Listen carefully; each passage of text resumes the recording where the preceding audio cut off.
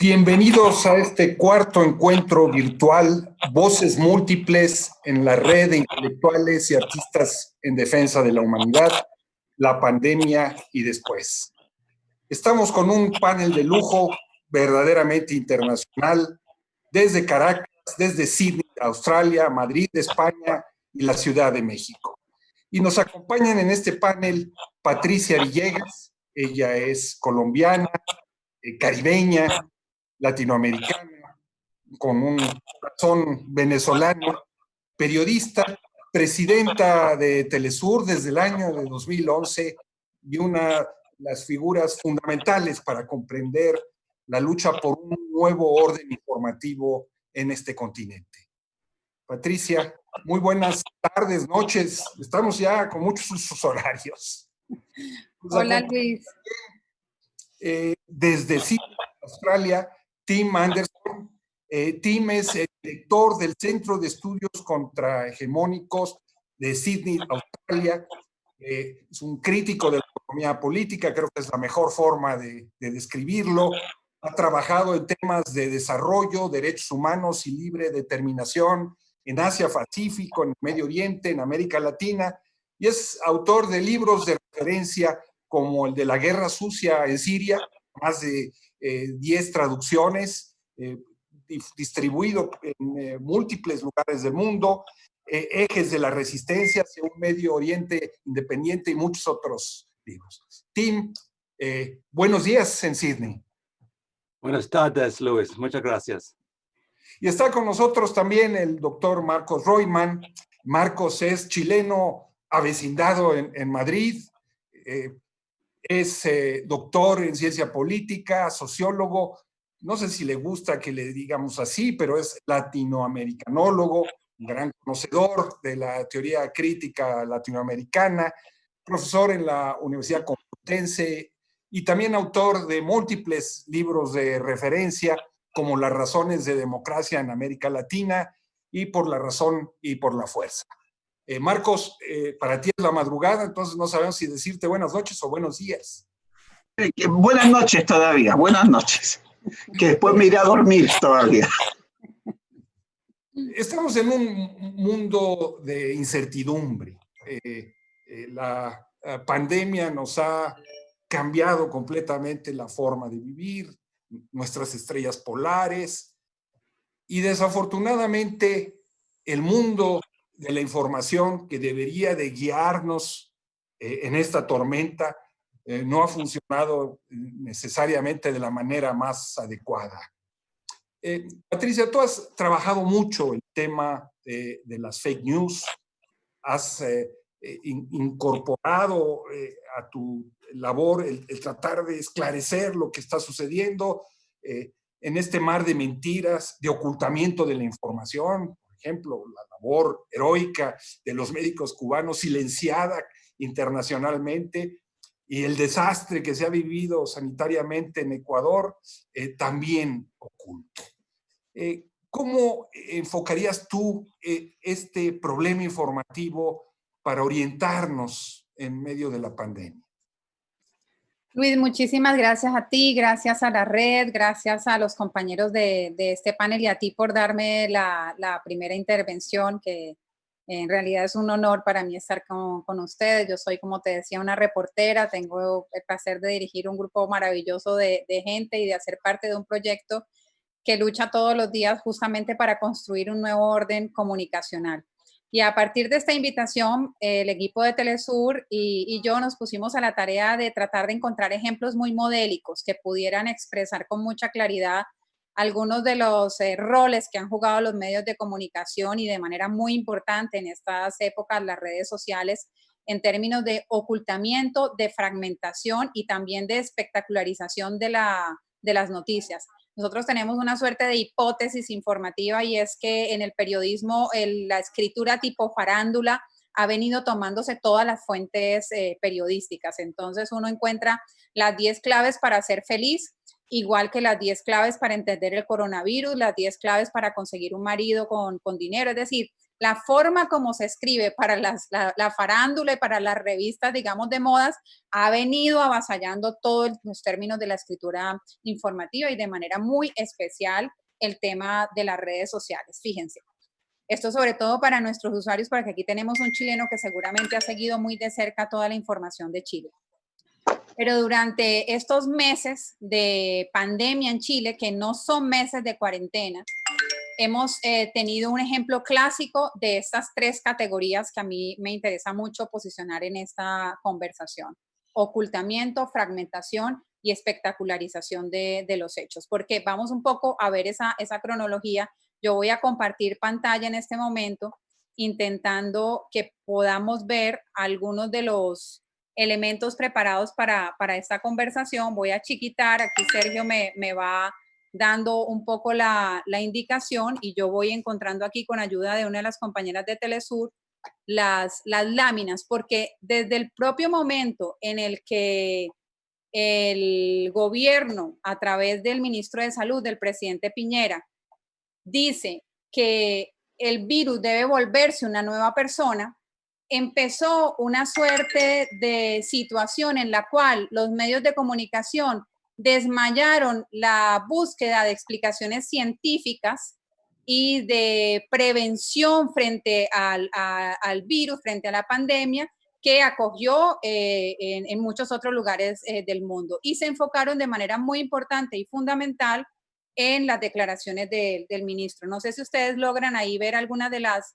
láminas, sino yo voy un poco contando para no parar la intervención, pero digamos, cuando el ministro da esa primera declaración, se vuelve sujeto de toda clase de burlas y de memes y salen todos los noticieros del país y es por supuesto replicado en los noticieros internacionales porque es evidente que parece como una gran tontería que el ministro de Salud en medio de una situación de pandemia diga que están esperando que el virus se vuelva una buena persona. Esto sucede el 3 de marzo, que es el primer caso confirmado en Chile. Luego él, cuando hay 537 casos, da estas declaraciones. En la cronología que hemos logrado establecer, viene luego declaraciones. Para el 24 de marzo había 922 casos y fíjense cómo ya en esa fecha el gobierno toma una decisión política de alto impacto y es que se modifica la fecha del plebiscito para la nueva constitución. Y solo al día siguiente, superando los 1000 casos, se empieza una cuarentena que no es una cuarentena general, es una cuarentena en 7 comunas de la ciudad de Santiago. Es decir, toman la decisión política de posponer el plebiscito, lo cual indica que la razón fundamental es porque no hay condiciones sanitarias para hacer la elección, pero sin embargo no se van a cuarentena total. Luego, para seguir con la cronología de los hechos, que nos va mostrando muy claramente cómo se van presentando las informaciones, tenemos 5.116 casos el 12 de abril. Durante este reporte diario no se empiezan a comprender las cifras de los recuperados y hay otra de esas declaraciones altisonantes del ministro y es que dice que los muertos no son contagiantes y empieza un debate enorme en Chile de cuál es el lugar de los muertos en las cifras que presenta el gobierno. Es decir, otra vez volvemos con una declaración que desvía la atención, que espectaculariza el diálogo ciudadano y que obviamente lo ensombrece. El gran mensaje para las redes es si el ministro tiene o no tiene razón, si el ministro está loco, si el ministro qué le está pasando a él, pero no nos preocupamos realmente de lo que le está sucediendo a los chilenos. Para el 1 de mayo ya Chile tenía 17.000 casos confirmados y casi los 1.000 contagios en un solo día y ya había 234 fallecidos. La presidenta del Colegio Médico vuelve a pedir cuarentena total, pero el gobierno se niega. Los alcaldes ruegan nuevamente por una cifra de desgloses que les permita hacer tratamiento local, pero el gobierno se niega diciendo que hay que hacer protección de datos. Y en esta fecha, en el mes de mayo, el virus deja de ser un virus de los sectores altos y pudientes de la sociedad chilena para convertirse en un virus de los sectores más pobres y más vulnerables. Para el 13 de mayo se decreta la cuarentena total en Santiago. Fíjense este dato. Pasaron 2 meses y 10 días de exposición al virus en la capital del país para que se decretara la cuarentena total en Santiago. pero de esa fecha a la actualidad murieron 5.000 chilenos. Es decir, mientras estábamos ocupados siguiendo las declaraciones del ministro y si el ministro estaba loco o no estaba loco, si tenía razón o no tenía razón, y todo el aparataje de la industria cultural estaba puesta en esa figura y en sus declaraciones, murieron 5.000 chilenos. Los medios de comunicación no hacen este trabajo que nosotros estamos aquí presentando. No nos permiten ver la película completa, no nos permiten ver la historia que sigue un hecho detrás del otro. Y estamos asistiendo a los partes diarios, donde los funcionarios de salud salen y dan unas declaraciones, los medios de comunicación replican y son entonces un contador de muertos y un contador de gente infectada. Pero no nos permite construir una historia que diga ahora que mientras el gobierno de Chile no tomó la decisión de decretar la cuarentena total en la ciudad capital, murieron 5.000 personas. Eso es absolutamente importante y trascendente para las categorías que estamos planteando en esta primera pregunta que tú nos haces y que yo quisiera poner, digamos, ya como esa lámina para finalizar este primer ejemplo, que es justamente estos tres conceptos. Ocultamiento de la información, no hay claridad con las cifras, no hay claridad con el impacto de la situación. Hay una deliberada fragmentación de las declaraciones y de los hechos, todo esto, por supuesto, con su representación mediática. Y el tercero es la espectacularización y la teoría de la farandulización de todas las fuentes informativas. Esto me parece que es muy claro. Hemos escogido el caso de Chile por modélico, porque además Chile hoy está con unas cifras dramáticas. Chile tiene hoy el mayor número de contagios por millones de habitantes, dado que desde el primer momento no se tomó la situación de la pandemia como debía, y esto obviamente no lo digo yo, sino que lo dicen las sociedades científicas del país, querido Luis. La joya del neoliberalismo latinoamericano haciéndose polvo ante una crisis sanitaria que es incapaz de enfrentar. Tu explicación es contundente, Patricia, y eso nos lleva hasta Siria y el Medio Oriente, Tim. Donde si alguna región,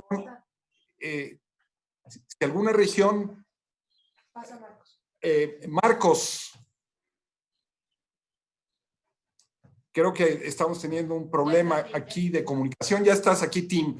Decía Tim, a partir de esta explicación que nos daba Patricia Villegas sobre cómo se ha enfrentado informativamente una estrategia de fragmentación, mentira, desinformación, espectacularización de los acontecimientos. Bueno, precisamente podríamos ver la situación que se vive en Siria y en Medio Oriente precisamente con estos lentes, con esta óptica.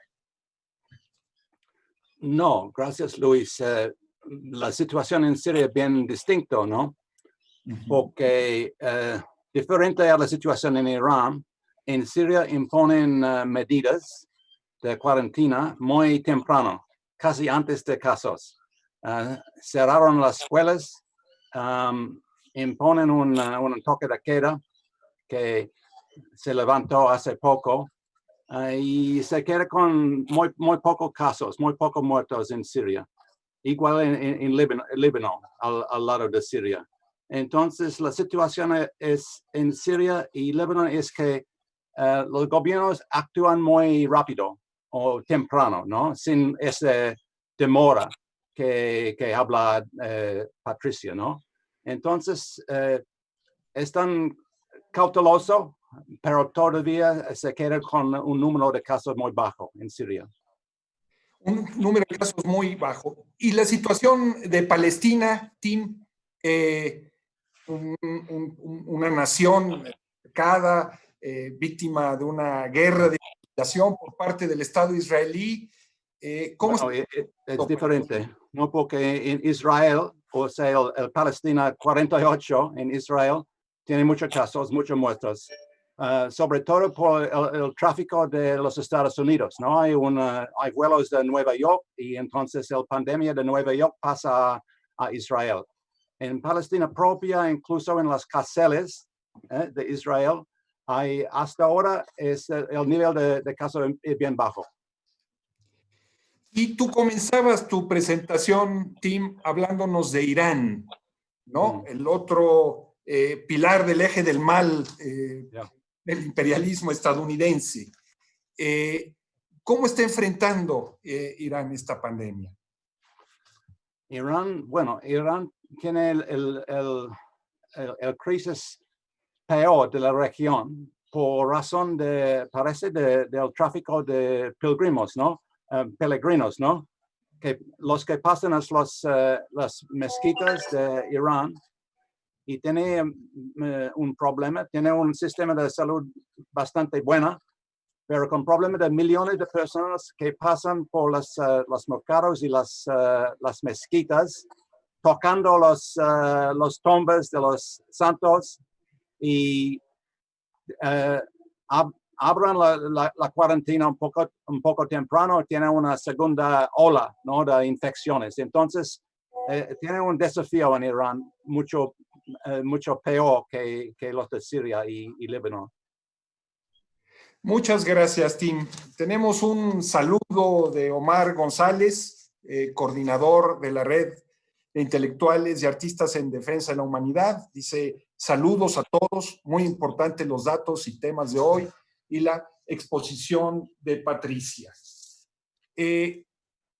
Patricia, quisiera regresar contigo para que nos pudieras seguir explicando, si tienes más casos modélicos como el de Chile, de cómo esto que tú explicabas, que ha sido el tono para abordar informativamente la pandemia, esta fragmentación de la información, descontextualización, espectacularización. Así es, Luis. Fíjate, nosotros tenemos aquí otro caso que es también muy modélico, que es el caso de Colombia, porque en el caso de Colombia se da una situación bastante similar a la de Chile, e hicimos un recuento de las noticias que no han tenido espacio, que no han tenido lugar en la agenda informativa de manera importante en Colombia y de Colombia en el mundo, a propósito de que el gran tema de abrir todos los noticieros y todos los medios se volvió la pandemia. Salvo a algunas expresiones, sobre todo este fin de semana en el diario El Espectador de Colombia, que como tú sabes tiene una amplísima circulación, es un diario de prestigio, que le dedicó las primeras planas de su periódico impreso del domingo, que no es poca cosa, a recordar a los más de 200 líderes sociales y excombatientes que han sido asesinados en Colombia luego de la firma de los acuerdos de paz. Pero durante la pandemia las cifras también son dramáticas, es decir, cuando el gobierno mandó a cuarentena a la población, además una cuarentena también no la recomendada por los científicos, no dándole prioridad al conocimiento, a la ciencia, a la tecnología, sino a factores económicos. Incluso el aeropuerto de Bogotá se demoró muchas semanas en cerrarse, como sabemos todos, por las explicaciones de la ciencia. Los primeros casos siempre llegaron vía aérea, es decir, de sectores que podían estar viajando de Europa a América Latina, de Asia a América Latina. El aeropuerto de Bogotá estuvo abierto durante bastantes semanas. Así que hay una realidad en Colombia que ha sido ocultada de manera también deliberada por parte de los grandes medios de comunicación. Lo tenemos aquí, vamos a ver, aquí me acompaña una de las compañeras de Telesur. Yo les voy a pedir que me permitan con ella encontrar aquí la carpeta de Colombia. Aquí está. Vamos a ver si logro compartírselas, porque ahí es muy gráfico, y porque adicionalmente tengo un ejemplo de cómo, de todas maneras, la información, como los ríos, tratan de encontrar un espacio para poder correr y para recorrer y para volver a su cauce y reencontrar su destino. Y uno de esos ejemplos muy interesantes que ha ocurrido durante estos días de pandemia es una serie que ha hecho un grupo de jóvenes realizadores colombianos que se está distribuyendo por WhatsApp y que se llama Matarife, y que ha conmovido, digamos, a la opinión pública colombiana. También tiene muy buenos números por fuera de Colombia, y que solo se transmite a través de redes sociales y que fue concebida para la plataforma de WhatsApp. Que eso también es muy interesante, porque frente a la censura y al manejo de los medios de comunicación tradicionales, de estas otras agendas, de estos otros temas de los cuales está hablando la gente, está viviendo la gente en las calles, las redes sociales se convierten así como una pesadilla, ¿no? De atiborrarnos de información, pero también se convierten en la posibilidad de transmitir contenidos que no tienen espacios en otras redes. Voy a pedir que me ayuden a ver si logro que ustedes las vean, abrir con, vamos a ver, ¿me puedes decir, Luis, si tú las ves? Porque yo no tengo. No las estamos viendo, Patricia. Ajá, aquí me están ayudando porque algo debía haber hecho de manera incorrecta en esta aplicación que yo también estoy muy novata de manejar. Pero digamos, hay esa serie que yo les estoy contando que se llama Matarife, tuvo más de 4, casi 5 millones de visualizaciones en su primer capítulo. Los realizadores de la serie están amenazados con juicios por parte de distintos actores del uribismo en Colombia. Es una serie que los capítulos duran, nada más van 4 capítulos y dura más o menos entre 6 y 7 minutos. Los muchachos me aseguran, se los pregunté para esta conversación, que no le han inyectado ningún tipo de dinero a la promoción en redes sociales y obtienen más de 5 millones de visualizaciones en el primer capítulo solo en YouTube. Mientras esto sucede, digamos, por estas redes alternativas y por lo que yo llamo, digamos, las grandes historias que encuentran su cauce, los medios de comunicación en Colombia han dejado que sus agendas estén ligadas al conteo de muertos y de contagiados, a los impactos económicos de la crisis que deriva la pandemia, como si la pobreza hubiera nacido el mismo día que empezó la cuarentena, ¿no? Que esa es una de las grandes mentiras de esta realidad que vivimos, y no nos han contado, por ejemplo, de 8 grandes temas, aquí los enlistamos, solo en la época de la cuarentena. La ñeñe política, porque en Colombia además somos muy buenos para ponerles títulos complejos a los hechos. La narcofinca del embajador de Colombia en Uruguay, un embajador en pleno ejercicio en el Uruguay que tiene una finca donde descubren un laboratorio de cocaína. La operación Bastón, que destapó el escándalo de los perfilamientos y seguimientos a los líderes opositores y periodistas en Colombia, igual que el escándalo del DAS en los gobiernos de Uribe Vélez. La relación del narco Memo Fantasma con el esposo de la vicepresidente, que además tiene el escándalo del ocultamiento sobre su hermano narco y su prisión en Estados Unidos. La entrega de subsidios con procedimientos irregulares, que recuerda justamente los hechos de agroingreso seguro, también en el primer gobierno de Uribe.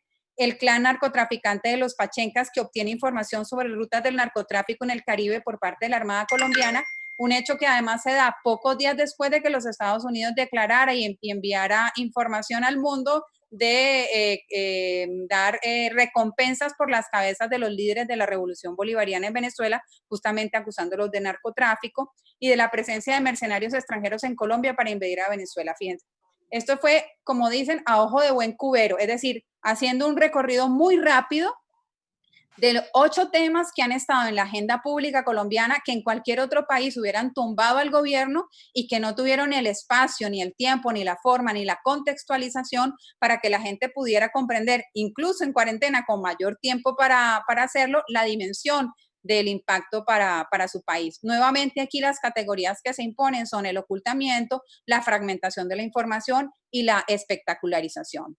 En el caso de Ecuador, nosotros pensamos que ocurren otros elementos que vale la pena resaltar.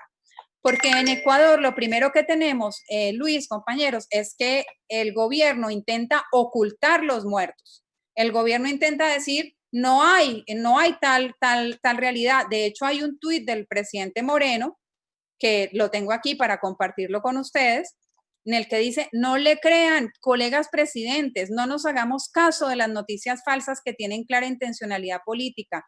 Todos estamos haciendo esfuerzos en la lucha contra el COVID. La humanidad nos necesita unidos. Este es un tuit del 1 de abril. ¿Por qué dice esto Lenín Moreno? Porque en la siguiente lámina, el presidente de Guatemala había dicho que, muy cuestionado por las decisiones que había tomado en su pequeño, del Salvador, perdón, en su pequeño país, había dicho que la pandemia no sería tan dura en Latinoamérica porque estamos acostumbrados a las enfermedades, que hace calor, que la población es joven, y vean lo que está pasando en Ecuador.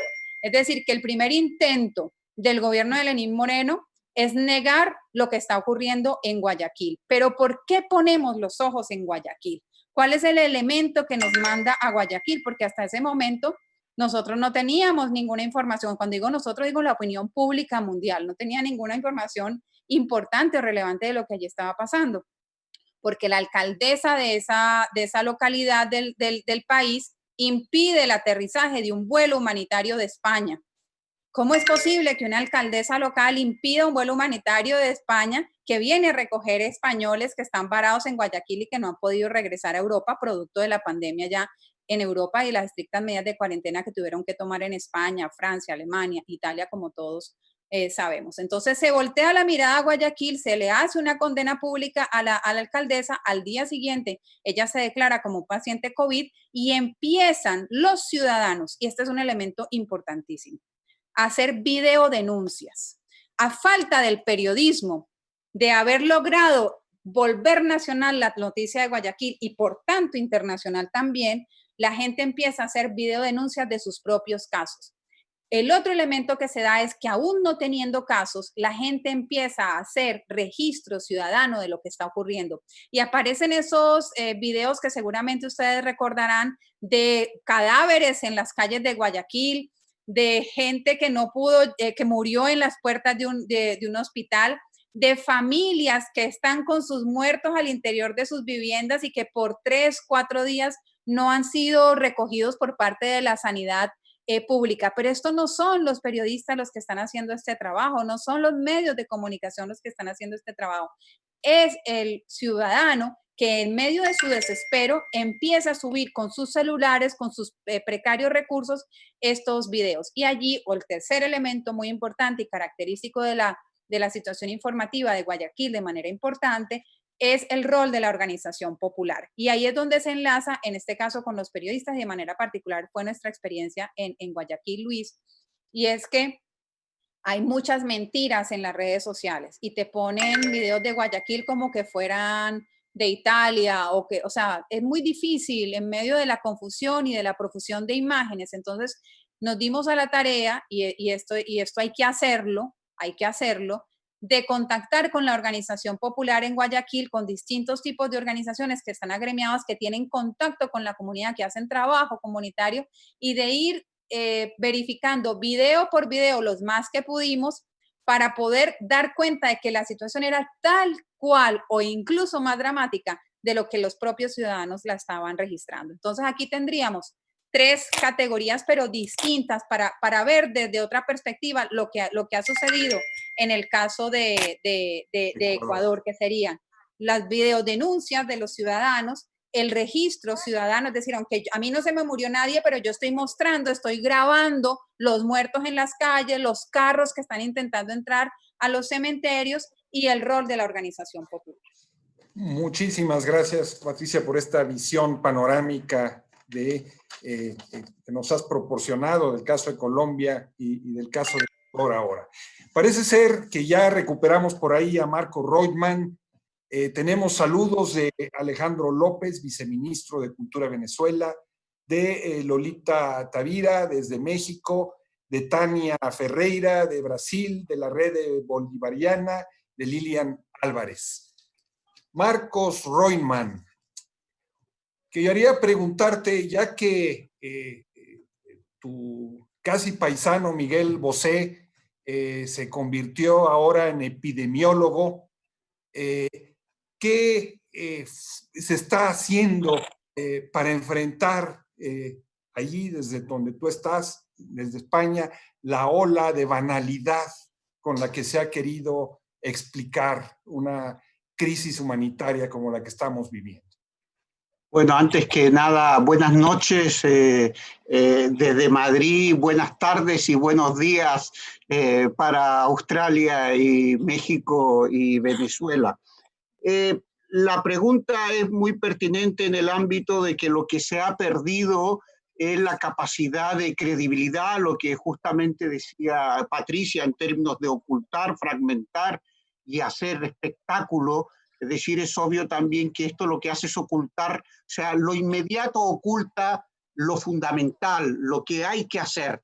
Es decir, la discusión sobre la privatización de la salud, por ejemplo, en el ámbito de los costos que ha significado entregarlo a la empresa privada, el significado, por ejemplo, que tiene desde el punto de vista también inmediato, debatir una agenda sobre datos estadísticos, sobre factores fundamentalmente aleatorios, entre ellos poner a Miguel Bosé, por ejemplo, como un elemento a discutir en los medios de comunicación, o si entrar, por ejemplo, a decir si el padre del vicepresidente era o no terrorista. Es decir, en todos los ámbitos no se está produciendo lo que yo considero lo que es fundamental en ese ámbito. Es decir, estamos en un mundo de guerra total, para decirlo en términos, digamos, globales, después de la Segunda Guerra Mundial, y en un cambio también del capitalismo que podríamos llamar analógico al capitalismo digital, donde todo cambia desde el punto de vista de su función. Y yo creo que uno de los elementos para aprovechar la anterior intervención de lo que se hace aquí es primero una falta de credibilidad desde el punto de vista de liderazgo. Pero no es solamente de España, es en la mayoría de los países donde si antes la información tenía la fuerza de la verdad, en términos fundamentalmente de cohesionar a la población para que la población se sintiera segura o al menos en ese ámbito se sintiera relativamente arropada por el ámbito del liderazgo político, el hecho mismo de lo que yo creo que es el control de la incertidumbre en términos de la información. No sé si eso puede servir como punto de partida, aprovechar la incertidumbre para controlar el miedo, para hacer un control de las emociones y también, en definitiva, para acercar el elemento del conocimiento. Si antes el conocimiento, supuestamente, es decir, los líderes políticos o las élites políticas o el poder o también los medios de información entendía que había que informar, ahora lo que hay que hacer es controlar y desinformar en el ámbito de guardar el secreto, que significa un plus de poder. Es decir, un plus donde las decisiones ya no se toman en el marco superficial. Y yo creo que el coronavirus o la pandemia lo ha puesto directamente de manifiesto. Es decir, no sabemos nada desde el punto de vista de lo necesario que permitiría tranquilizarnos. Entonces, se genera una incertidumbre que es controlada políticamente desde el punto de vista de esta parte gris del poder, de estos factores donde ya las instituciones pierden credibilidad y lo que aparece es, yo creo que dos mundos distintos. Es decir, si antes justamente el criterio del conocimiento y la información nos daba seguridad, ahora no se trata de informar ni decir la verdad, ni siquiera de ser creíble, sino de que el proceso sobre el cual nosotros construyamos nuestras opiniones esté fundamentalmente en la lógica de la mentira. Y yo creo que esto efectivamente tiene que ver con un nuevo cambio, el control de las emociones, el control de los sentimientos, que eso lo permite, entre otras cosas, la red, es decir, lo permite Google, lo permite esa internacionalización en el ámbito de los dispositivos, que hace posible saber muchas cosas, que es lo que se hace, por ejemplo, para intervenir en términos de determinado tipo de publicidad que se hace, por ejemplo, aquí en España. No solamente Miguel Bosé, el arzobispo o, en fin, una de las máximas autoridades de Sevilla, ¿no? Se hace eco en una homilía de que la vacuna que se está haciendo o que se está proyectando se está haciendo sobre la base de fetos que han sido productos del aborto. Y estamos hablando de alguien que forma parte del episcopado, no estamos hablando de un, digamos, de un cura de pueblo, estamos hablando de quien forma parte, ¿no?, de esa institución y la representa. Y después tenemos un rector de una universidad también católica que dice que la vacuna tiene como objetivo, ¿no?, introducir mercurio y chips en las venas de los supuestos que van a estar enfermos y que el objetivo es controlar a la población.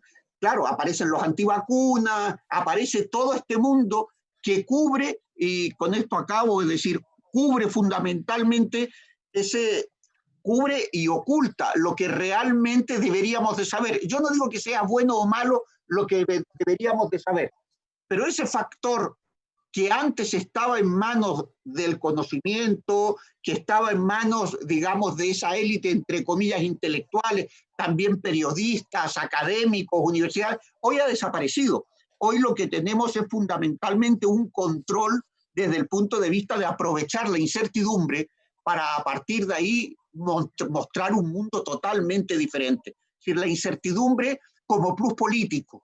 Y evidentemente eso lo que hace es decir, remecernos a todos nosotros y claro, mucho miedo y mucho dolor, que es lo que en definitiva construye ese espacio. Yo creo que, y culmino, yo creo que eso es lo que realmente está pasando, pero no solamente en España, pasa en Francia, como decía también Patricia, pasa en Chile, es decir, pasa también en Brasil. Todos estos elementos que están presentes lo que hacen es realmente hacer que el proceso que nosotros como ciudadanos deberíamos de tener implica que está totalmente fuera del campo nuestro, es decir, se oculta, pero evidentemente porque forma parte del nuevo concepto del secreto político.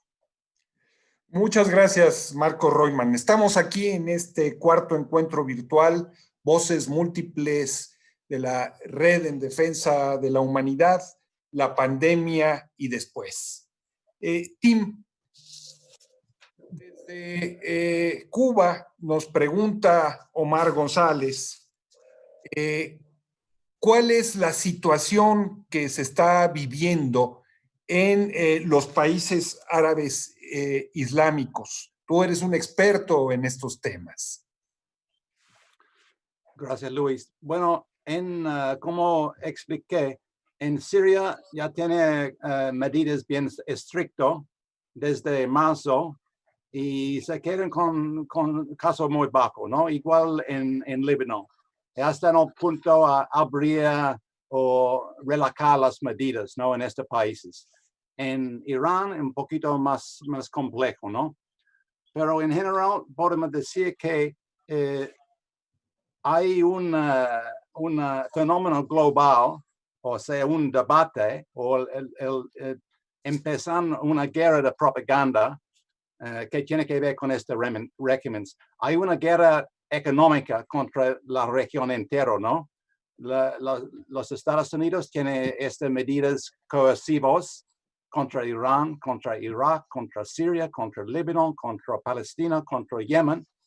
Y hay una crisis por otras razones, por estas razones, con el último ley de CISA de Washington, ¿no? Para imponer multas o sanciones contra países que hacen negocio con Líbano o Siria o todos los blancos, ¿no? De esta guerra económica. Además, hay un bloqueo en respecto a los productos sanitarios para ayudar con la batalla contra este virus. Entonces, de Washington tiene esta guerra precisamente para utilizar este virus como otra arma de someter los países de la región. Y bueno, hasta ahora es muy inigual, ¿no? Los efectos. Una cosa que sabemos que es el virus en los Estados Unidos, en las bases militares, hay brote bastante fuerte en las bases militares en Estados Unidos. Tienen como 100 bases. En el extranjero tienen 800. En muchos de ellos en Europa, pero también en el Medio Oriente.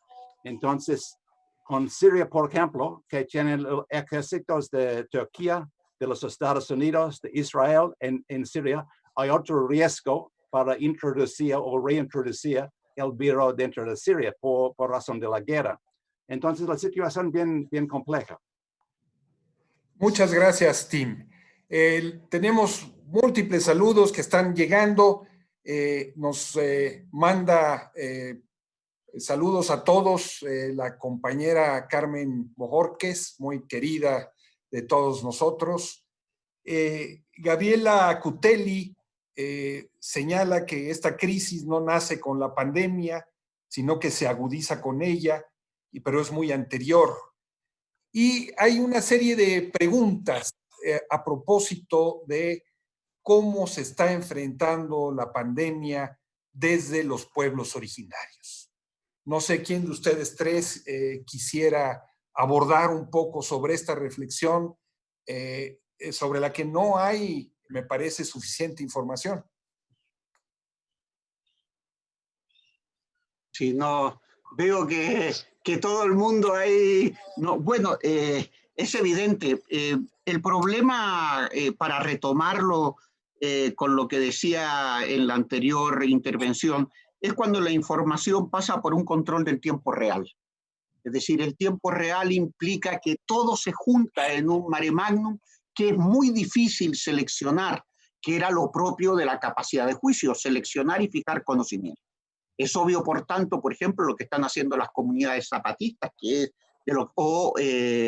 es decir, las juntas de buen gobierno y los caracoles, como también se está haciendo en Chile con el pueblo mapuche, evidentemente tienen otros criterios. Los criterios son la comunidad, el interés común, el bien general, entendido en términos de las bases que muestran otra dimensión, en el ámbito tanto de la salud como también en el ámbito de la protección colectiva de la comunidad.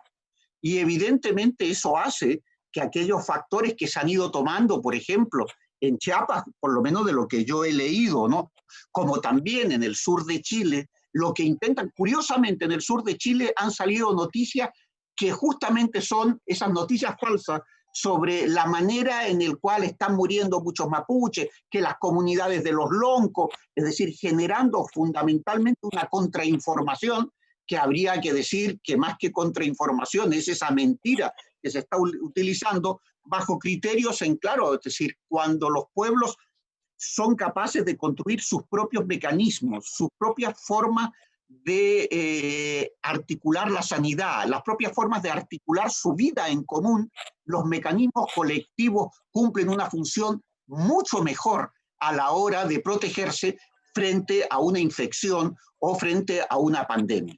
Es cierto que no es lo mismo, para concluir, no es lo mismo cuando fue la conquista e invasión ante hechos evidentemente que estaban fuera del contexto, como el constipado, la cólera u otros más. En este caso, evidentemente, las comunidades originarias y los pueblos originarios tienen conocimiento y formación que les permite, en ese sentido, articular una protección colectiva. Y yo creo que esa es la gran diferencia. No llaman a la responsabilidad individual, que yo no digo que no haya que tenerla, sino es una responsabilidad colectiva. La libertad individual que yo tengo en el ámbito de esta sociedad, diríamos, consumista o del capitalismo entendido de forma salvaje, se nos dice que nosotros nos quedemos en casa por el hecho de la responsabilidad personal, pero la responsabilidad primero es colectiva desde el punto de vista de la ciudadanía. Si no se crea ciudadanía y se crea consumidores, lo que ocurre es justamente lo que está pasando. La gente se queda en casa pensando que está salvando su vida, no que con eso no está poniendo en peligro la vida de la comunidad. En ese sentido, el propio confinamiento en los pueblos originarios tiene un principio distinto: protegernos todos, porque así nos salvamos todos.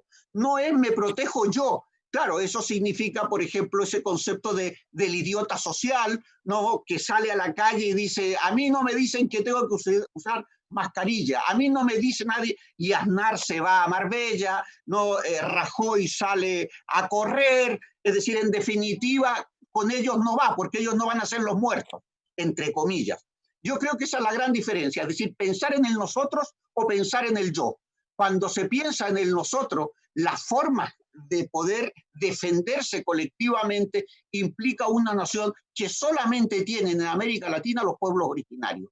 Nosotros actuamos desde el individualismo en el ámbito de decir, bien, por eso las empresas y por eso hoy lo que están diciendo, hay que abrir porque queremos más turismo, hay que abrir para recuperar la economía. No, señores, es decir, el problema es la salud en términos fundamentales de la vida. No es un problema de activación económica si la vida sigue en peligro. Pero al capitalismo eso le importa muy poco. Ellos quieren salvar el sistema, no a las personas. Las personas son absolutamente, digamos, intrascendentes de quienes mueren o quienes no, desde el punto de vista de su lógica. Lo que se trata es de salvar el sistema y no importa el coste humano que eso tenga. Total, va a ser un elemento de coyuntura que va a pasar. Los pueblos originarios no, porque tienen una conciencia, historia, una memoria colectiva, elementos que le hacen trabajar y por lo cual, digamos, que han sobrevivido si lo ponemos en términos estrictamente, digamos, de historia moderna, desde la conquista hasta ahora, 500 años en los cuales han sobrevivido no solamente a pandemia, sino a la conquista, a la expropiación, a la expoliación, al asesinato, es decir, a todos los elementos que lo han llevado en definitiva, ¿no?, a ser, entre otras cosas, lo que Pablo González Casanova no llamaría el colonialismo interno, y han sabido defenderse, y curiosamente deberíamos de aprender de ello, pero claro, nosotros tenemos el concepto del yo primero y los demás ya vendrán. Yo creo que esa es la gran diferencia que hay a la hora de entenderlo. Yo diría, Gracias, Luis, Marcos. si Sí. me permites hacer dos referencias. En el caso particular de América del Sur, los indígenas del departamento del Cauca en Colombia están siendo asesinados sistemáticamente y eso está sucediendo durante la época de pandemia y también antes de ello, pero de manera muy importante. De esos 200 combatientes y más líderes sociales asesinados durante estos años en Colombia tras la firma del acuerdo de paz con la FARC, en buena parte están en el departamento del Cauca, que es al sur del país, frontera con Ecuador, y en buena parte son miembros de comunidades indígenas. Este no es un elemento menor. Las comunidades, a través de sus autoridades, han hecho llamados internacionales a preservar su vida y su territorio. Y el otro elemento que me parece también muy interesante y poco registrado de manera importante en los medios de comunicación es el tema de la afectación de la pandemia en los pueblos amazónicos. Perfecto, sí, se lo había olvidado. Es tremendamente importante denunciar que durante estos meses ha seguido toda la deforestación de la Amazonía, la colonización de la Amazonía de manera muy importante en el lado brasileño, pero también en los otros países que hacen parte de la cuenca amazónica. Recordemos que en Brasil la epidemia está totalmente descontrolada. Recordemos que en Perú, a pesar de haber tomado medidas de cuarentena de temprano momento, la pandemia está completamente descontrolada. Tenemos una situación en Leticia, que es la capital del departamento de Amazonas en Colombia, que es la segunda ciudad con más casos de todo el país después de Bogotá, justamente porque está en la cuenca amazónica. E incluso en el lado venezolano, el propio presidente Maduro ha llamado alerta a la comunidad Pemón. Es decir, que estamos ante una situación extremadamente grave que incluso puede ser calificada por algunos como de exterminio en medio de la pandemia. Así que quien hace esta pregunta plantea un tema muy importante, poco mencionado, porque además también desnuda las verdades y las realidades de que la pandemia ha venido a mostrarle a una parte de la humanidad que se había negado a entender que el sistema en el cual, digamos, está conformado el planeta entero no nos permite la vida ni la continuidad de la vida humana en el planeta.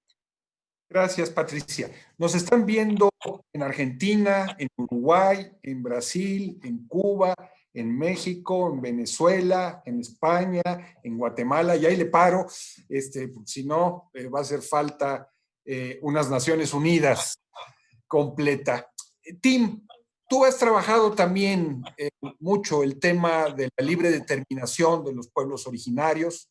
Los pueblos originarios no solamente están en América Latina, aunque ahí tienen una densidad y un peso político muy significativo. ¿Qué nos dirías sobre la pandemia y los pueblos originarios en Australia, en Oceanía, en otras partes del mundo que conoces también? Gracias, Luis. Bueno, desgraciadamente no tenemos un brote como dijo Patricia, ¿no? En Australia, porque somos una isla aquí. Los números de casos fueron bastante bajos. A pesar de problemas políticos, no imponen tan tarde como en los Estados Unidos o Brasil o Gran Bretaña. Entonces, el nivel no llegó a ser un problema grande, ¿no? para las comunidades indígenas acá. Yo sé que en los Estados Unidos sí hay ese problema con la comunidad indígena. También los afroamericanos tienen un nivel de casos y muertos mucho más alto que la población en general. Pero acá en Australia, igual en Nueva Zelanda, desgraciadamente no tenemos el problema a ese nivel de, por ejemplo, de Chile o de Ecuador o de Brasil o de los Estados Unidos. Gracias, Tim. Siguen llegando múltiples comentarios. Leo algunos antes de pasar a este diálogo. Berta Mojena da las gracias por este espacio. Dice que siempre es muy importante el debate y el conocimiento.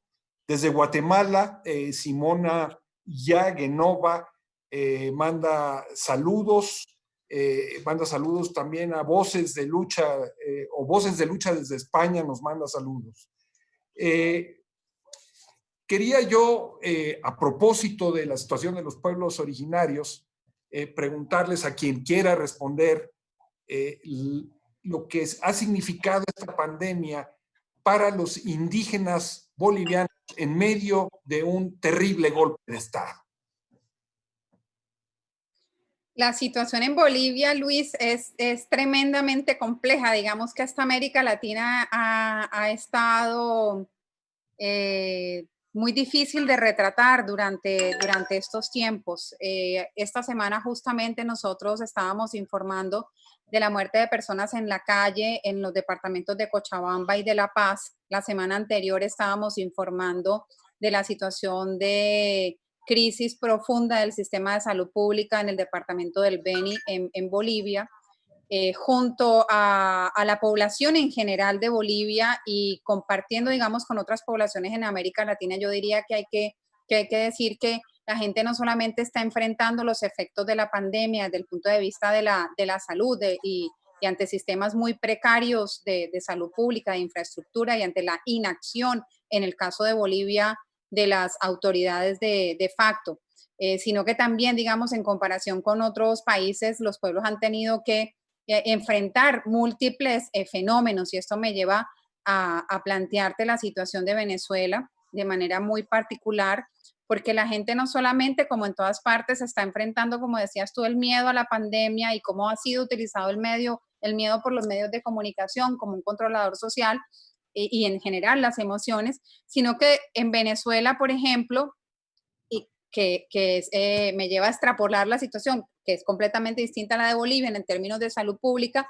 pero que es la multiplicidad de factores que la gente ha tenido que enfrentar. Entonces aquí hubo una cuarentena, la primera decretada en América Latina, pero al mismo tiempo la gente ha vivido el intento de una invasión mercenaria por parte de paramilitares entrenados en territorio colombiano, que actualmente están presos en territorio venezolano. También había exmilitares desertores de las Fuerzas Armadas Nacional Bolivarianas y además un intento de colapso de todo el sistema de servicios públicos en el país, fundamentales, por supuesto, para enfrentar la pandemia, porque los hospitales públicos, todo el sistema de CDIs que se administran con médicos y personal de salud cubano en el país, digamos, desde hace muchos años en Venezuela, los hospitales...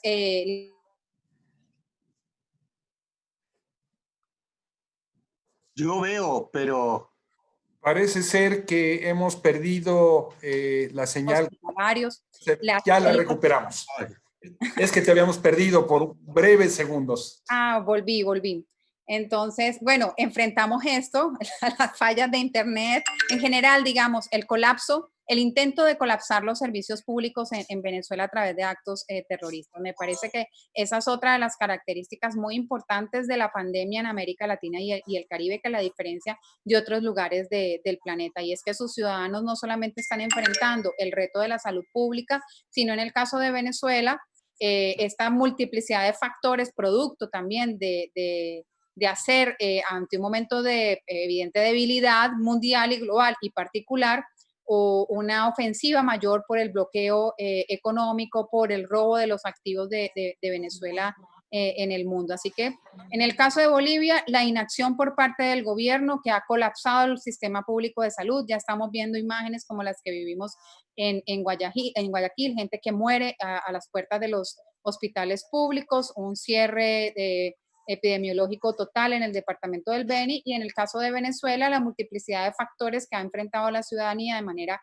heroica durante estos meses, porque hay que ver lo que significa estar en cuarentena y no tener agua, no tener electricidad, no tener internet, que se vaya la principal empresa de distribución de contenidos de entretenimiento del país de un día para otro y estar todos recluidos en casa. Si me permites apuntalar lo que ha señalado. Arrebatando la palabra. Muy bien, doctor Royman, adelante. Bueno, no, me callo. No, por favor. Yo ibas a dar algunos saludos, pero esperamos a los saludos. Adelante. Vale. No, lo que quería decir que sí es cierto con todos los pueblos originarios en América Latina es que son sociedades racistas. Es decir, si lo vemos, por ejemplo, con la presidenta de Bolivia, nada más asumir, no, después del golpe de Estado, con apoyo tanto civil como en el hecho militar, porque es un golpe cívico-militar, señaló que por suerte nunca más y ojalá los indios no llegaran nuevamente, ¿no?, al gobierno o a la casa del gobierno. Eso implica una visión del mundo, y esa visión del mundo yo creo que es compartida por toda América Latina, donde hay pueblos originarios. Es decir, ese elemento fundamentalmente un eje común. Sociedades monoétnicas donde se ha ejercido durante siglos el etnocidio, y por otra parte también sociedades altamente racistas que también se demuestran en otros elementos más. Y quisiera hacer un llamado simplemente de atención, ya que se ha hablado de la salud. Recuerden ustedes, para hablar de esta lógica informativa, ¿no? Recuerden que en España, el gobierno de España decidió no aceptar a los médicos cubanos, ¿no?, simplemente por la mala imagen que podrían dar en el ámbito de lo que significaba la colaboración con Cuba. Y estamos hablando de un gobierno de coalición, y no se aceptó la ayuda de los médicos cubanos. Yo quisiera decir que eso también es importante a la hora de ver cómo se trabaja con respecto a la pandemia, en términos de que intereses que implican determinar, aunque se muera la gente y te estén ofreciendo ayuda, no se hace. En Bolivia se expulsaron a los médicos cubanos, también en Brasil se han expulsado, y así sucesivamente, ¿no? Y todo ese imaginario de que los médicos cubanos lo que llevan son vacunas para intervenir en el virus del comunismo. Quisiera decir, ya que lo dijo Patricia en su momento, que en Chile, durante la Unidad Popular, hubo una campaña que fue la campaña del medio litro de leche para todos los niños de Chile, que fue una de las 40 medidas básicas del gobierno de la Unidad Popular. Bien, eso venía en bolsas en polvo, de leche en polvo. Aquí viene lo gracioso: la derecha chilena, los medios de comunicación como el Mercurio, ¿no?, y todos los demás medios como La Tercera o La Segunda, señalaban que esa leche que venía de Rusia, no de la Unión Soviética, sino de Rusia, contenía un virus interno cuyo objetivo era romper la voluntad de los niños chilenos para hacerlos más proclives a los mandatos del gobierno comunista. ¿Qué hicieron algunas madres, no todas? Cuando los días viernes, y yo en esa época todavía era estudiante secundario, cuando se repartían los colegios el medio litro de leche, lo que hacía la derecha era llevar toda esa leche y rayar los campos de fútbol, o sea, utilizarlo como cal, ¿no?, por decir que esa leche estaba infectada. Pero había un hecho que, curiosamente, para decir que las mentiras no son de ahora, sino que si ustedes veían las bolsas, decían ayuda del gobierno sueco. Es decir, Suecia y los Países Bajos eran los que daban la ayuda de la leche. No venían de los países, entre comillas, rusos o comunistas, sino que venían de los países del norte de Europa. Eso no importaba. Venía de la Unión Soviética y por tanto había que destruirlo. Para darnos cuenta que hoy la vacuna contra la pandemia, entendido en términos de toda esta teoría conspiranoica, tiene también su lógica y sus partes en toda esta dinámica anticomunista. Si se comen a los niños, ¿cómo se van a comer la voluntad, verdad? Sigue efectivamente llegando más y más comentarios. Eider Cepeda nos dice: ¿cuánta falta nos hace espacios como este que nos deja ver la otra cara de la moneda? Nos permite contrastar y discernir y formarnos nuestra propia opinión. Adelante, compañeros. Saludos de una colega cubana, en este caso Berta Mojena Millán, que da gracias a este espacio y dice que siempre es muy importante el debate y el conocimiento, los saberes compartidos y las experiencias diversas. Marco Royman ha puesto sobre la mesa un punto fundamental, el de la ayuda y la solidaridad de los médicos cubanos en casi 30 países en el mundo. Tim, tú has trabajado sobre el tema de los médicos cubanos en Timor, si no me equivoco. ¿Qué reflexión te provoca el que, por ejemplo, Estados Unidos se vuelque a su interior, niegue cualquier solidaridad, busque encontrar la forma para privatizar el conocimiento, y un pequeño país sitiado por el imperio, sujeto a un bloqueo económico criminal, su ayuda a quien la quiere dar? Sí, realmente es un ejemplo tremendo, ¿no? Porque cuando llegaron los médicos cubanos en Timor hace 16 años, tenían 60 médicos. Ahora tienen otros 1000 médicos formados por Cuba, 1000 médicos timorenses. Entonces, 1060 médicos en el país. La gran mayoría formados por Cuba. Hablando español también. Y casi ninguno se fueron al exterior ni a los clínicos privados. Se trabajan la gran mayoría como funcionario público en el sistema de salud. Y siguen los médicos cubanos en Timor como para formación postgraduada, por ejemplo. Desgraciadamente el virus no ha llegado a Timor. Hay pocos casos, ¿no? Pero realmente Timor es un ejemplo muy fuerte. Yo diría otra cosa, que la colaboración de Cuba en las islas del Pacífico ha sido muy impactante. Por ejemplo, hace más de una década, con varias islas de la Pacífica como Kiribati, como Vanuatu, las Islas Solomonas, por ejemplo, todos tienen médicos cubanos y becas para estudiar en Cuba.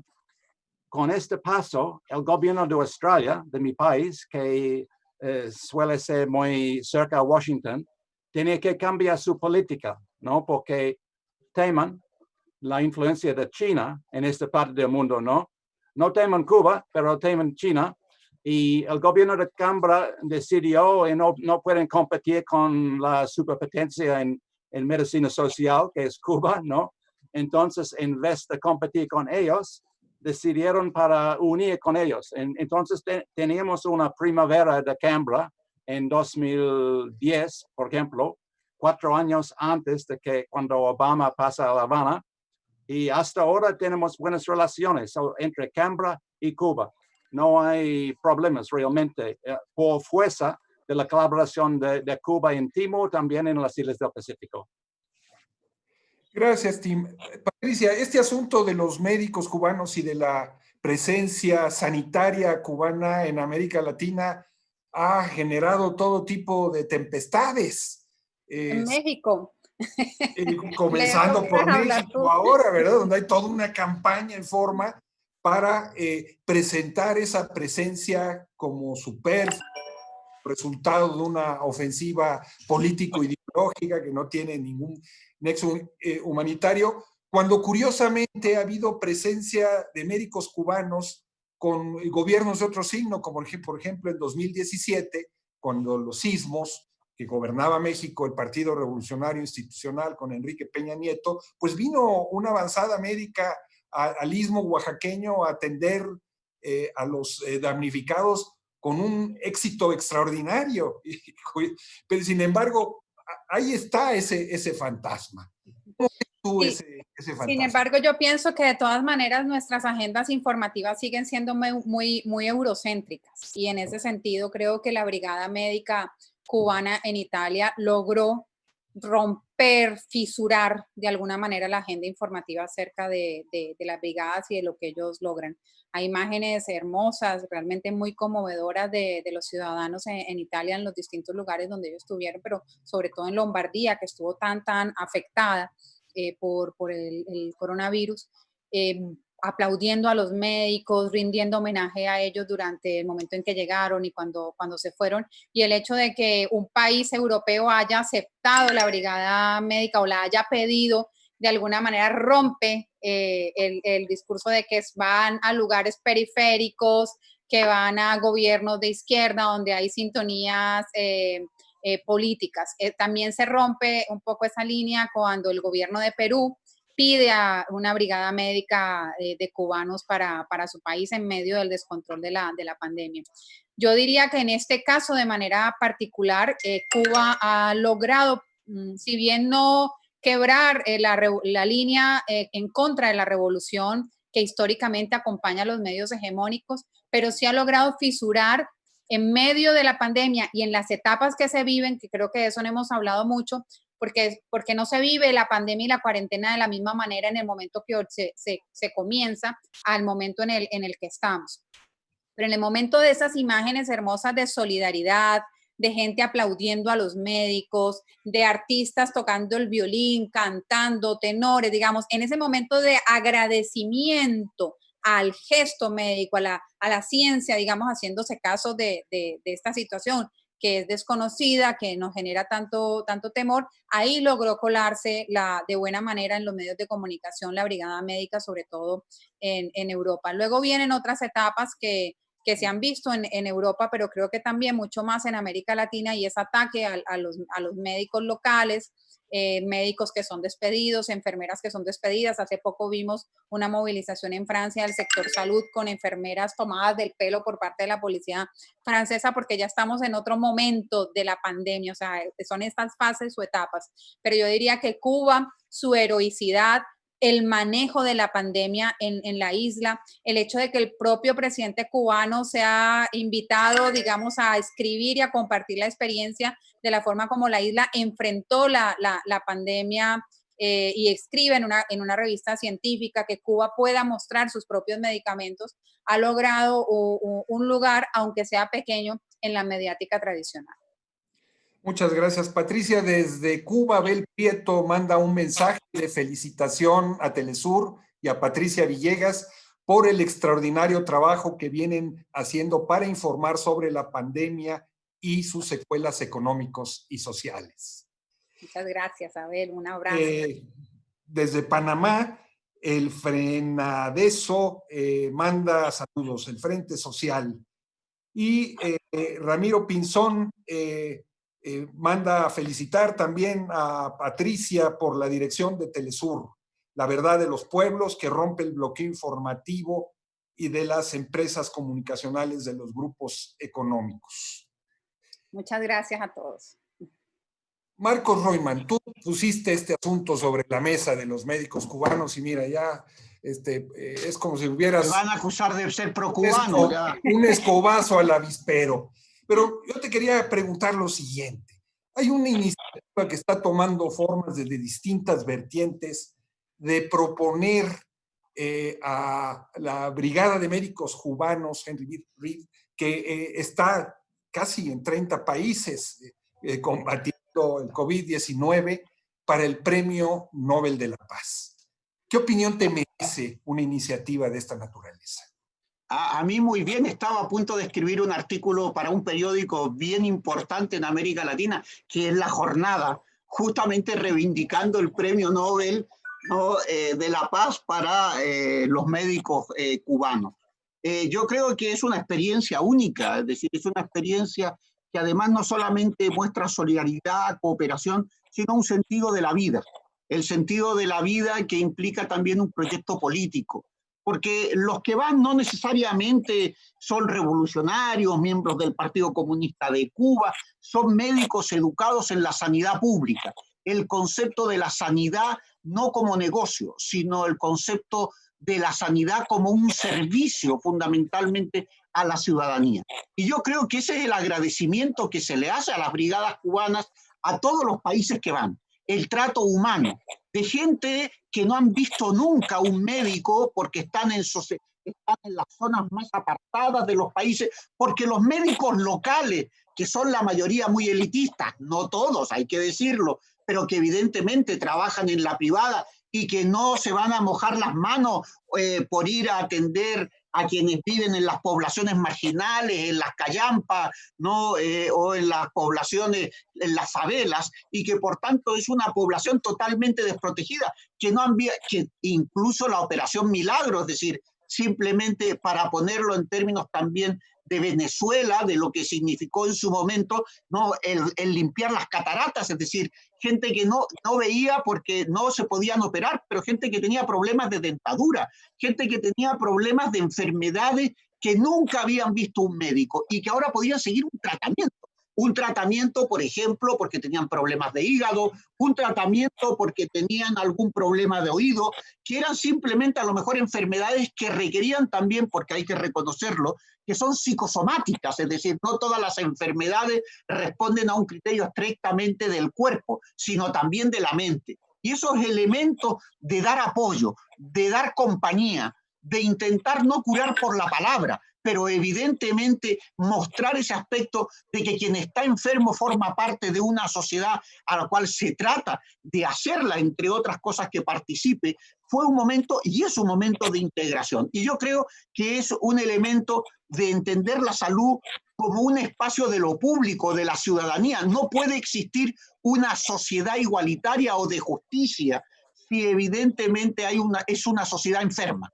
Una sociedad enferma es la sociedad que quiere el capitalismo, porque al capitalismo le interesa la enfermedad, al capitalismo le interesa que hayan, como en Estados Unidos, ¿no? Es decir, seguros privados y el que no puede se muere. Es decir, evidentemente nosotros luchamos por eso y los cubanos muestran el camino, los médicos cubanos. Y en esa lógica yo creo que es un gran ejemplo para el mundo, no solamente para los países de América Latina. Y Patricia lo dijo muy claro, es decir, en Italia, donde hay un gobierno de coalición, donde además en el norte está la Liga Norte, o sea, curiosamente en ese gobierno no van los médicos cubanos. Quisiera decir, y con esto concluyo, que efectivamente es ese criterio de una sociedad sana, es una sociedad evidentemente democrática, y lo que se demuestra es ese hecho de la sociedad también cubana. Por ejemplo, y retomo también lo de Patricia, lo de Tim, que es importante también señalar que los médicos o todo el personal en España, por lo menos, y me consta también que, bueno, en España porque fueron los aplausos a las 8 de la noche, que decían, no queremos ser héroes, queremos ser médicos que tengamos los instrumentos y el material necesario para curar. Los trajes se los hacían de bolsas de la basura. Los gorros eran gorros de ducha y de baño, porque la sanidad está privatizada en España. Y por tanto, las comunidades autónomas, evidentemente los médicos, que es donde más se ha dado los casos de infección y de muertos, hay casi 100 personal médico, entre médicos, enfermeras, muertos. Y otro elemento también que es importante, que lo voy a sacar a colación en este ámbito, no querían ser héroes, querían ejercer la medicina con dignidad. Y ese es un problema actual, que es lo que va a estar ahora. Patricia y Tim lo señalaban, la pospandemia, es decir, ¿qué es lo importante y qué es lo inmediato? Lo inmediato está tapando lo importante, porque se va a seguir privatizando la sanidad, se va a seguir en esta línea y esto va a pasar a un elemento, digamos, totalmente oscuro. Y concluyo, fíjense ustedes en España el caso de las residencias, lo que son fundamentalmente los ancianos, la gente mayor, han muerto, pero en masa, es donde más han producido, porque no los han dejado ir a los hospitales. Han dicho que no hay respiradores para quienes sean mayores de 65 años, que tengan algunos problemas, digamos, que pueden ser falta de respiración, problemas de cáncer o cualquier otra enfermedad, los han hecho morir en las residencias de ancianos. Y eso es una eutanasia pasiva. Eso evidentemente es un elemento que explica cómo, y me fui por otro lado, pero cómo la medicina privada lo que hace es convertirlo en un negocio. Y los médicos cubanos que se merecen ese premio de la paz es, entre otras cosas, porque han entendido que la sanidad es el espacio de la dignidad de lo humano. Somos humanos si tenemos derecho a la salud y, por tanto, en ese sentido, el tema no es económico, es de dignidad humana. Gracias, Marcos. Nos quedan ya solamente 15 minutos. Hemos estado hablando sobre todo sobre el presente, lo que antes diríamos era un análisis de la coyuntura. Nos mandan saludos desde Venezuela, David Alvarado, a Patricia y a Telesur, Simona Yagenova la felicita. Dice, no me imagino mi día sin sus programas y noticias. Gracias. Yo quería, ya en esta parte final del programa, preguntarle a Tim, él trajo a colación el asunto de China.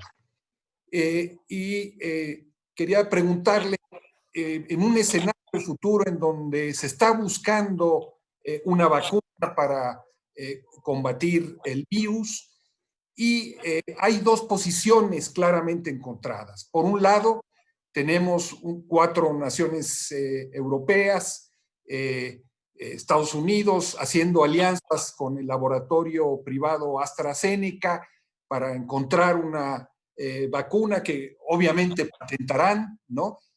Y garantizarán dosis para sus pobladores. Y por otro lado, China, hablando de que la vacuna tendría que ser un bien público universal, y los médicos cubanos, como ya se ha hecho el recuento, buscando también combatir el mal. ¿Cómo ves, Tim, esta confrontación entre intereses públicos e intereses privados hacia adelante? Sí, gracias, Luis. Yo creo que estamos al punto de una guerra de propaganda, ¿no? Porque el crisis para mí desvestió el neoliberalismo, ¿no? Los peores brotes han sido en los países precisamente neoliberal, por falta de protección, por falta de valores sociales, por falta de sistema de salud pública. Entonces, en los Estados Unidos, en Gran Bretaña, en Brasil, en el Ecuador de Lenin Moreno, en Chile, por ejemplo. Pero enfrente de eso tenemos cortina de humo, ¿no? El primer cortina de humo es China, el papel de China. O dan culpa a China y no reconocer las lecciones de China. Y como nos dijo usted, ya tenemos la oferta del presidente de China de una vacuna como un bien público universal. Y por otro lado, tenemos el régimen de Trump que está proponiendo para agarrar cualquier medicamento o vacuna para su propia dispensación, ¿no? Entonces, parece que hay más de 130 vacunas en proceso en este momento, algunos de ellos en China, algunos de los Estados Unidos de Europa. Y yo creo que vamos a ver una guerra de palabras, ¿no? Sobre la seguridad, la eficacia de estas vacunas, ¿no? Desgraciadamente en mi país ya el gobierno está parte de esta campaña contra China. Ya una encuesta, una inquiry internacional, el papel de China en este virus, ¿no? Entonces, vamos a ver este argumento, este debate en todo el mundo, ¿no? Y tenemos que unirnos en frente de esta guerra de propaganda, es mi opinión, ¿no? Gracias, Tim. Patricia, hacia el futuro, esta pandemia ha sido desastrosa para América Latina, porque ha tenido no solamente consecuencias sanitarias, sino consecuencias económicas gravísimas, desempleo, pobreza. ¿Qué escenario ves tú para América Latina en los próximos meses post-pandemia, en caso de que se pudiera encontrar una forma de combatir el COVID-19 o de encontrar una vacuna para protegerse de su contagio? Luis, ya varios organismos internacionales hablan de la crisis del hambre en América Latina y el Caribe, exacerbada y, digamos, agudizada por los efectos de la pandemia. Venimos además una precarización laboral mucho más fuerte, mucho más intensa en varios de nuestros países. Ya hay leyes aprobadas en Ecuador, por ejemplo, que llaman a una flexibilización laboral y a tumbar, digamos, el Estado de derechos laborales que había construido la Revolución Ciudadana a la cabeza del expresidente Rafael Correa. En Colombia vemos incluso iniciativas que aspiran a que los mayores, los más ancianos, que además son de las poblaciones más vulnerables, que sobre eso quiero hacer un comentario también para terminar en términos de las tareas de los medios de comunicación, un poco la reflexión hacia qué cosas deberíamos estar haciendo énfasis o poniendo mucha más atención. Pero digamos, en el caso económico en Colombia hay una propuesta del gobierno de Duque de hacer una hipoteca a la inversa, y es que los ancianos, la gente de la tercera edad puede hipotecar su casa, les van a dar una mensualidad, pero cuando mueran, su casa queda en poder de las instituciones financieras a quienes han hipotecado su vivienda. Es decir, que es una manera en que las instituciones financieras se van a quedar con el esfuerzo de toda una vida de los mayores, de los adultos mayores colombianos. En términos de los sectores privados, hay despidos en todo el continente, hay una desinversión muy importante en materia pública, así que yo comparto contigo que la pandemia ha sido realmente trágica para nuestra región y que todavía no hemos visto aún la situación más dramática y que nos vienen tiempos muy complejos. También la perspectiva de la movilización social, que quedó un poco truncada por los decretos de cuarentena, es muy seguro que va a seguir desarrollándose en el continente. Ya hemos visto escenas de esto y de represión en Colombia, escenas de esto y de represión en Chile. Ha habido intentos en el propio Bolivia de rebelión, de rebelarse contra el gobierno de facto y el manejo de la pandemia, y ni qué decir de las disputas, digamos, en términos políticos de calle y de espacio público en Brasil. Así que tendremos unos meses de muchísima movilización social y popular en nuestro continente. Para terminar, yo diría que, y es como una de las cosas que nosotros estamos pensando muy fuertemente en Telesur, y es que a la pandemia hay que ponerle rostros. Muy pocos rostros tiene la historia de la COVID-19 en general en los medios de comunicación. Nos hemos dedicado, o en los medios de manera general, se han dedicado a contar los muertos y los contagios, pero no hemos contado las historias que hay detrás de las sociedades que están viviendo la pandemia. Los más vulnerables. No es verdad que la pandemia sea igual para todos, y América Latina lo demuestra de manera muy, muy clara, y también en Estados Unidos, que no hemos hablado mucho, pero que es un escenario, digamos, también muy interesante para entender cómo se ha vivido allí. Pero, digamos, estas movilizaciones de los negros a raíz de estos episodios de asesinatos raciales, nos muestran también los más vulnerables dentro del hegemón del norte. Entonces, ¿quiénes son los más vulnerables?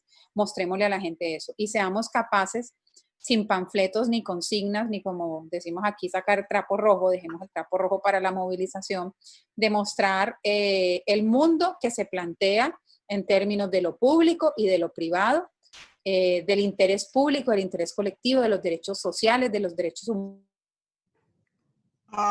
Se fue la voz.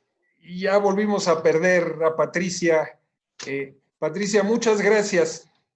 Marco Roitman, estamos ya al final del programa y unos cuantos minutos. Te voy a hacer una pregunta que es una nueva tesis de doctorado.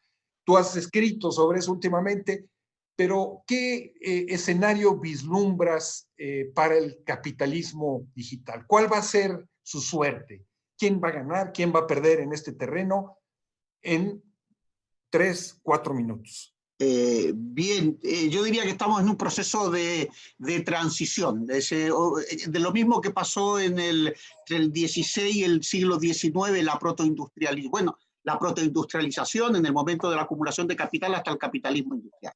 Hoy yo creo que el capitalismo está transformando absolutamente sus formas de dominación, de hegemonía, y por tanto también de obtener consenso, más que consenso, de obtener conformidad al ámbito de su política. Y eso solo lo puede hacer aumentando la violencia, aumentando la criminalización y, por tanto, también generando nuevos momentos de lucha. Hoy las reivindicaciones van a pasar, por ejemplo, con el capitalismo digital. ¿Qué pasa con el trabajo en casa?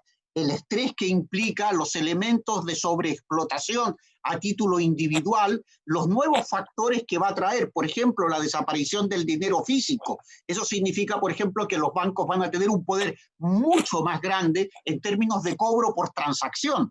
Cobro por transacción. Eso implica que el concepto mismo de la sociedad, desde el punto de vista del dinero en efectivo, desaparece. los bancos van a tener más. Y ahí los sindicatos, los movimientos sociales, los movimientos populares tendrán que debatir en ese nuevo espacio. Es decir, esa es la nueva confrontación.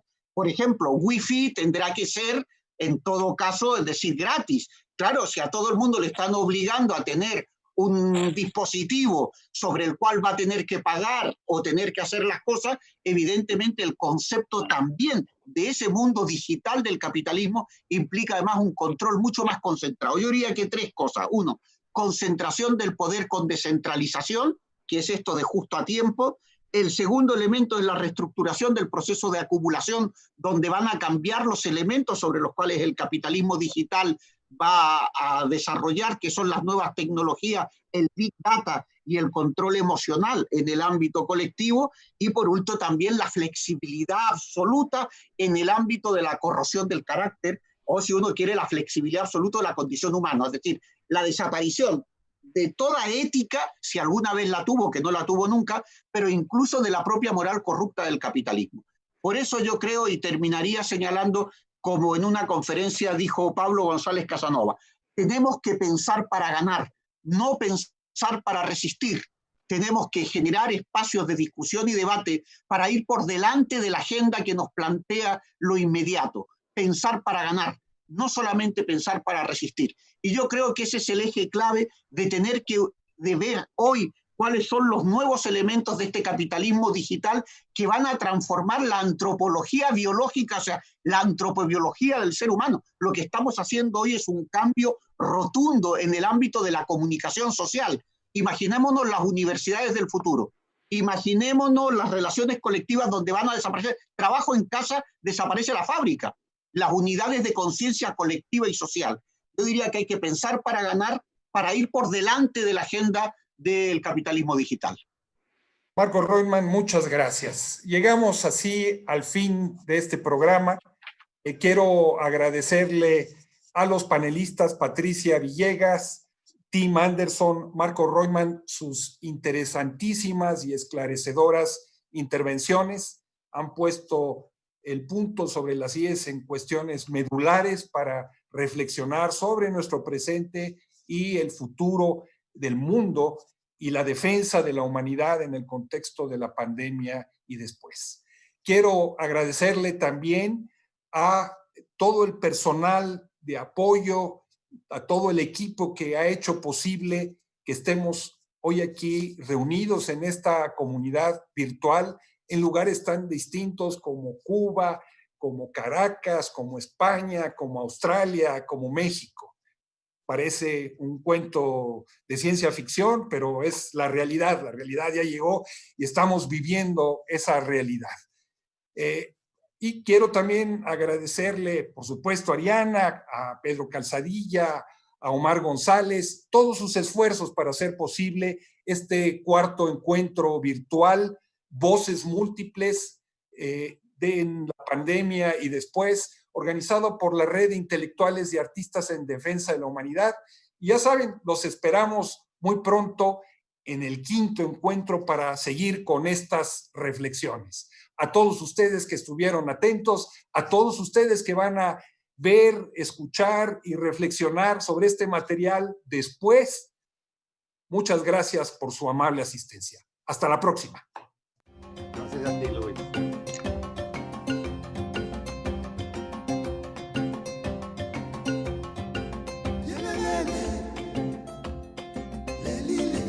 Yeah,